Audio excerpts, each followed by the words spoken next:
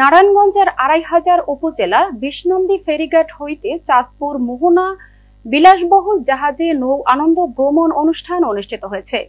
সাংস্কৃতিক অনুষ্ঠান, পিঠে উৎসব, ফ্রি মেডিকেল কনসার্টের মধ্য দিয়ে মনোমুগ্ধকর এক আয়োজন করা হয়।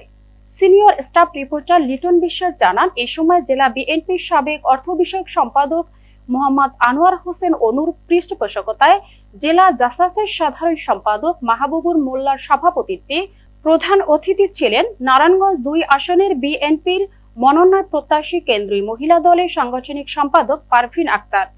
এ সময় তিনি বলেন, দীর্ঘ ১৭ বছর কোন সামাজিক অনুষ্ঠানে অংশ করতে পারেননি তিনি।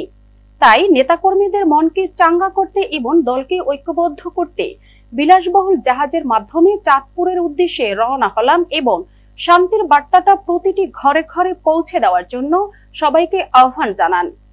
আপনারা জানেন, আমরা বিগত ১৭ বছর কোন সামাজিক অনুষ্ঠানেও আমরা অ্যাটেন্ড করতে পারি নাই। আজকে আমরা আমাদের নেতা কর্মীদের নিয়ে চাঁদপুর শহরে আনন্দ ভ্রমণের উদ্দেশ্যে রওনা হচ্ছি।